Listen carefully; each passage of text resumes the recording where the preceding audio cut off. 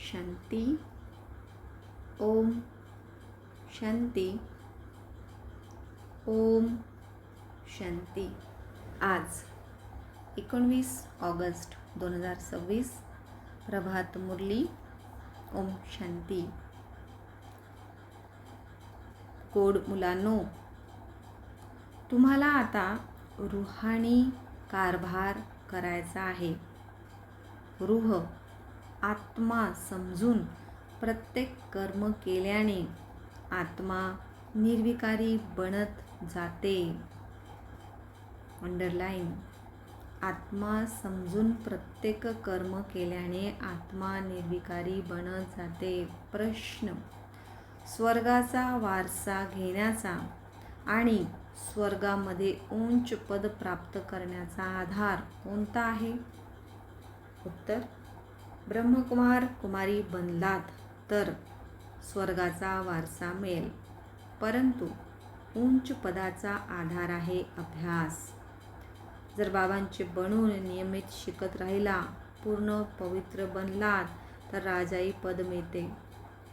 काही जण नीट शिकत नाहीत, कर्मबंधन आहे, पूर्ण पवित्र बनले नाहीत आणि शरीर सुटले तर प्रजेमध्ये देखील साधारण पद मिळेल. ओम शांती. रूहानी मुलांना रूहानी बाबा समजावून सांगत आहेत. इथे रूहानी कारभार आत्मिक कारभार आहे. बाकी साऱ्या दुनियेमध्ये भौतिक कारभार आहे. वास्तविक कारभार चालतो आत्म्यांचा. आत्माच या शरीराद्वारे शिकते, चालते, विकर्म करते. म्हणूनच पतित आत्मा पाप आत्मा म्हटले जाते. आत्माच सर्व काही करते. यावेळी सर्व मनुष्य देह अभिमानी आहे.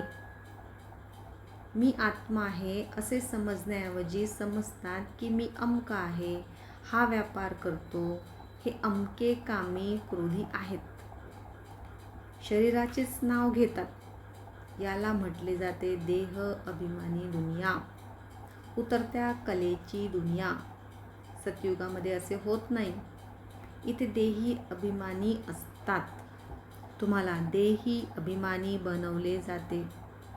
स्वतःला आत्मा निश्चय करा. मी आत्मा हे शरीररूपी वस्त्र धारण करून पाठ बजावत आहे. ते ॲक्टर्स देखील विविध कपडे बदलून पाठ बजावतात. बाबा म्हणतात, तुम्ही आत्मे अगोदर शांतीधाममध्ये होता. तुमचे घर आहे शांतीधाम. जसे ते हजचे नाटक आहे, हे मग बेहदचे नाटक. सर्व आत्मे परमधामवरून येऊन शरीर धारण करून पाठ बजावतात. आत्म्यांचे मूळ घर आहे परमधाम. त्या डॉक्टरचे घर इथेच असते. ड्रेस बदलून येऊन पाठ बजावतात. तर बाबा बसून समजावून सांगत आहेत, तुम्ही आत्मे आहात. बाबा तर बाळांनो बाळांनो असे म्हणतीलच. संन्यासी लोक काही बाळांनो बाळांनो असे म्हणणार नाहीत. बाबा म्हणतात, मी पतित पावन तुम्हा सर्व आत्म्यांचा पिता आहे. ज्याला तुम्ही गॉड फादर म्हणता. गॉड फादर तर निराकार आहेत. ब्रह्मा विष्णू शंकराला देखील गॉड फादर म्हणणार नाही. त्यांच्यामध्ये देखील आत्मा आहे, परंतु त्यांना म्हटले जाते ब्रह्मा देवताय नमः, विष्णू देवताय नमः. देवता काय करतात हे कोणालाच ठाऊक नाही. बाबाच येऊन समजावून सांगतात की तुम्ही कसे नाव आपल्यानुसार पाठ बजावता. दुनिया एकच आहे. असे नाही की दुनिया कुठे पाताळात अथवा वरती आहे. दुनिया एकच आहे, जिचे चक्र फिरत राहते. लोक तर म्हणतात चंद्रावर प्लॉट घेणार. बाबा समजून सांगत, मुले किती इन्सॉल्वंट अपवित्र बनली आहेत. भारतवासियांकरताच म्हणतात, तुम्ही किती श्रीमंत हुशार होता. या लक्ष्मीनारायणचे साऱ्या विश्वांवर राज्य होते, ज्याला कोणीही लुटू शकत नाही. तिथे कोणीही विभाजन इत्यादी नसते. इथे किती पार्टिशन आहे. आपसमध्ये तुकड्या तुकड्या करून भांडत राहतात. तुम्ही साऱ्या विश्वाचे मालक होता. असे आकाश, पृथ्वी, समुद्र सर्व काही तुमचेच होते. तुम्ही त्याचे मालिक होता. आता तर तुकडे झाले आहे. हे कोणालाच ठाऊक नाही. भारताचा विश्वाचा मालिक होता. बाबा समजावून सांगत आहेत, आत्म्याला जो पाठ मिळालेला आहे तो कधीही झिजत नाही, चालत राहतो. आता तुम्ही पुन्हा मनुष्यापासून देवता बनता आणि मग 84 जन्म घ्याल. तुमचा पाठ चालतच राहतो, कधीही बंद होत नाही. कोणालाही मोक्ष इत्यादी प्राप्त होत नाही. जितने अनेक गुरु, अनेक शास्त्र, तितकी अनेक मते असतात. मनुष्यामध्ये किती अशांती आहे. जिथे पाप जाल म्हणतील, किती अनेक मते आहे. मनुष्यामध्ये किती अशांती आहे. जिथे पण जाल म्हणतील, मनाला शांती कशी मिळेल. हे देहाभिमानमध्ये येऊन म्हणतात. बाबा म्हणतात, मन आणि बुद्धी ही आत्म्याची कर्मेंद्रिय आहेत. बाकीची सर्व या शरीराची कर्मेंद्रिय आहेत. आत्मा म्हणते, माझ्या मनाला शांती कशी मिळेल. वास्तविक असे म्हणणे चुकीचे आहे. तुम्ही आत्मा आहात, तुमचा स्वधर्म शांत आहे. तुम्ही असे म्हणता की माझ्या आत्म्याला शांती कशी मिळेल. यामध्ये कर्म तर करायचे आहे. या गोष्टीबाबत बसून समजावून सांगतात. दुनियामध्ये हे ज्ञान कोणालाच नाही आहे. तिथे आहे भक्तिमार्ग. त्यांना ज्ञानशिवाय विषयी तर माहितीच नाही. ज्ञान तर एक बाबाच देतात. बाबा म्हणतात, स्वतः म्हणतात, मी कल्पाच्या संगमयुगावर येतो. हे आहे रावण राज्य. रावणाला जाळतात देखील भारतवासीच. पतित पावन बाबांचा जन्म देखील इथेच आहे. रावण जो सर्वांना पतित बनवतो म्हणून त्याला जाळतात. या गोष्टी कोणाच्याही बुद्धीमध्ये नाहीत. आता भारतामध्ये श्रीकृष्ण जयंती साजरी करतात. श्रीकृष्णाची लीला, भजन इत्यादी करतात.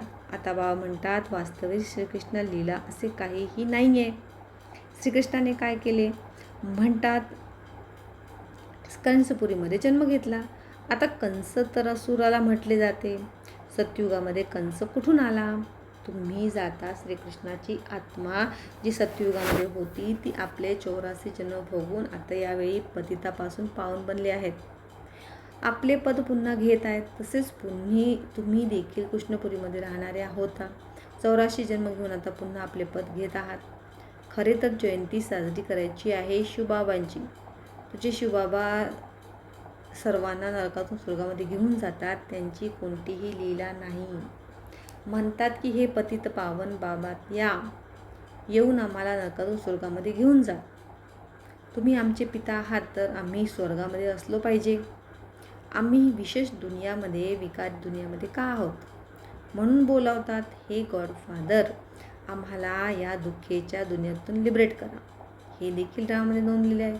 बाबा म्हणतात, या ड्रामाला कोणीही जाणत नाही. शास्त्रामध्ये ड्रामाचा कालावधी खूप दीर्घ लिहिला आहे.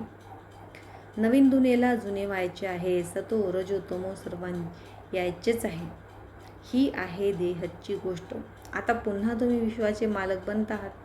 भारतवासी जे नवीन दुनियामध्ये होते ते 84 पाठच्या जन्माचा पाठ बजावतील. आता तुम्ही पवित्र बनता. बाकी असताना देखील असणाऱ्यांसमोर जाऊन नमस्कार करता. पावन असलेले पावन असणाऱ्यांना नमस्कार करतात. संन्यासी पावन आहेत तेव्हाच तर पतित मनुष्य त्यांच्यासमोर माथे टेकतात.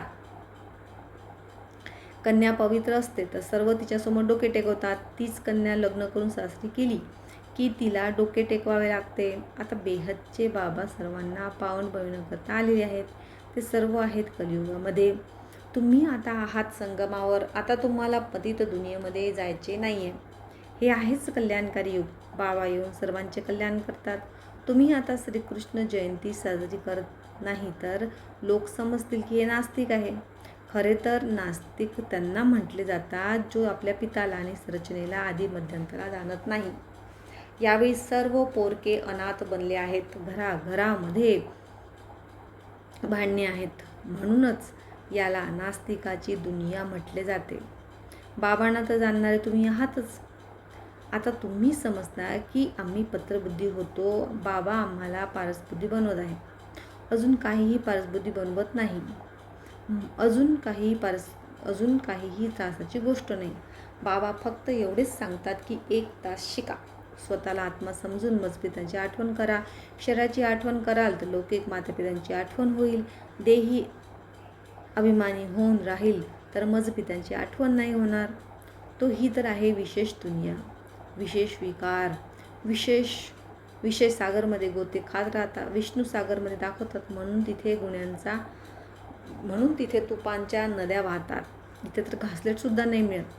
फरक आहे ना. तर तुम्हाला मुलांना किती आनंद झाला पाहिजे. बाबा खेवैया नावाडी आहे ना, गातात देखील नैया मेरी पार लगाओ. या सर्व गोष्टी आहेत. नावाडी एक बाबाच आहे. हे शरीर इथेच सोडून देणार, बाकी आत्म्यांना पार पलीकडे शांतीधाम घेऊन जातील. तिथून मग सुखधाम पाठवतील. परमपिता परमात्म्याला आवडी म्हटली जाते, नावाडी म्हटले जाते. बाबांची महिमा अनेक प्रकारची म्हणतात, गातात. आता तुम्ही पवित्र बनून पवित्र दुनियेचे मालिक बनता. श्री श्री रविशंकर आले आहेत श्रेष्ठ बनण्याकरता. स्वयं भगवान म्हणत आहे की श्री श्री भ्रष्टाचारी दुनिया आहे. आता तुम्ही पवित्र परमपिताच्या परमात्माच्या श्रीमतावर चालून श्रेष्ठचारी बना. ह्या किती गुप्त आणि मनोरंजक गोष्टी आहेत. ह्या तुम्हाला मुलांच्या लक्षात येतात, इतरांना समजणारसुद्धा नाही. तुम्ही जाणता की आता देवी देवता धर्माचे कल्प लागत आहे. जे कोणी देवी देवता धर्मांचे धर्मामध्ये निघून गेले आहेत तेच येऊन पुन्हा ब्राह्मण बनतील. ब्रह्मकुमार कुमारी बनल्याशिवाय बाबांना स्वर्गाकडून वरसा घेऊन येऊ शकत नाही. आता तुम्ही ब्रह्मकुमार कुमारी स्वर्गाचा वरसा घेत आहात. जितना पुरुषार्थ कराल आणि जितका इतरांकडून करून घ्याल तितके उंच पद प्राप्त कराल. सगळेच काही इतके करू शकणार नाही. जर नीट शिकले नसेल तर त्यांचा परिणाम काय होईल. जर शरीर सुटले तर स्वर्गामध्ये येतील, परंतु प्रेझेंटमध्ये अगदी साधारण पद प्राप्त करतील. जर बाबांचे बनून व्यवस्थित शिकतील तेव्हाच तर राजाई पद प्राप्त करू शकतील. जर नीट शिकवत नसतील तर समजणार त्यांच्या भाग्यामध्ये नाही आहे. पवित्र राहाल, अभ्यास कराल तर उंच पद प्राप्त कराल.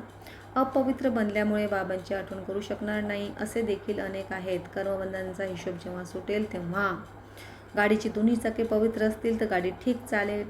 दोन्ही पवित्र राहतील तर ज्ञान चितेवर बसून जातील, नाहीतर कटकट होते. बरीच मुले असे म्हणतात, बाबा आम्ही तर जाणले श्रीकृष्ण सत्युगचा पहिला प्रिन्स आहे, तर का नाही काही साजरे करावे. अच्छा, आम्ही श्रीकृष्णाच्या आत्म्याला बोलावून देखील शकतो. खेळून खेळेल, रास करेल, अजून काय करेल. गोपी तर इथेच असतात. तिथे तर प्रिन्स एकमेकांना भेटतात तेव्हा रास करतात, सोन्याची मुरली वाजवतात. या सर्व खेळखेळी तुम्ही शेवटी बघाल. हे सर्व पाठ चालतील. सुरुवातीला दाखवला गेला होता आणि नंतर तुम्ही पुरुषार्थाला लागले आहात. आता पुन्हा अखेरला साक्षात्कार होणे सुरू होईल. कोणते पद प्राप्त करतील हे तुम्हाला जाणता. बाबा बसून हे सर्व रहस्य समजावून सांगतात. तुम्हाला विचारतात, तुम्ही वेदांना शास्त्रांना मानता का. तुम्ही बोला होय. का नाही मानणार. ही सर्व भक्तिमागची सामग्री आहे. यामध्ये कोणतेही ज्ञान नाही आहे. ज्ञान देणारे एकच आहे. ज्ञान मिळते तेव्हा भक्ती आपोआप सुटते. तुम्ही मंदिरामध्ये देखील जाल तर बुद्धीमध्ये राहील की हे लक्ष्मीनारायण आता पुन्हा नवीन दुनियेमध्ये राज करतील. बाबा मुलांना समजावून सांगत आहेत, दोन्ही बाजूने तोड निभवायचे आहे. गृहस्थ व्यवहारमध्ये राहत असताना पवित्र बनायचे आहे. श्रीमतमध्ये संपूर्ण पवित्र बना, संपूर्ण वैष्णव बना आणि विष्णुपुरीमध्ये राज्य घ्या. अच्छा, गोड खूप वर्षांतर भेटलेल्या मुलांप्रती मातपिता बापदादाप्रती प्रेमपूर्वक आठवणे. सुप्रभात. आत्मिक पित्याचा आत्मिक मुलांना नमस्ते. नमस्ते बाबा. थँक्यू बाबा. धारणेसाठी मुख्य सारांश. फर्स्ट, योगद्वारा कर्मबंधनांचा विषय चुकता करून पावन बनायचे आहे. ज्ञान चितेवर बसायचे आहे. पूर्णपणे वैष्णव अर्थात पवित्र बनायचे आहे. दुसरा, आपल्या शांत सुधर्मामध्ये शांत स्थित राहायचे आहे. सर्वांना शांतीमध्ये आठवण करून द्यायची आहे. शांती अशांती करायची नाही.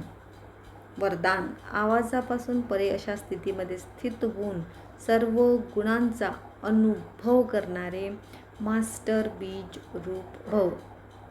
जसे बीजमध्ये संपूर्ण वृक्ष समावलेला आहे तसेच आवाजापासून परे स्थितीमध्ये संगमयुगातील सर्व विशेष गुणांचा अनुभव घेता येतो. मास्टर बीज रूप बनणे अर्थात अतिंद्रिय सुख, प्रेम, आनंद, शक्ती इत्यादी सर्व मुख्य गुणांचा अनुभव करणे. हे अनुभव फक्त स्वतःलाच होत नाही, परंतु इतर आत्मांना देखील त्यांच्या चेहऱ्यावरून सर्व गुणांचा अनुभव होतो. एका गुणांमध्ये सर्व गुण समावलेले असतात. बोधवाक्य: चांगलेपण धारण करा, परंतु चांगलेपणावर प्रभावित होऊ नका. ओम शांती. अव्यक्त इशारे. पवित्रता तुम्हा ब्राह्मण आत्म्यांचा अनादी आदी संस्कार आहे. या नॅचरल संस्कारामध्ये स्वप्न अथवा संकल्पामध्ये देखील अपवित्रता इमर्ज होऊ नये. संकल्प आला आणि विजयी बनला. आता त्यांच्या पलीकडे जाऊन अपवित्र तुमचा लॉक संस्कार बनवा. म्हणजे मग या सब्जेक्टमध्ये पूर्ण पुरुषार्थ करण्याची आवश्यकता राहणार नाही. अच्छा. ओम शांती.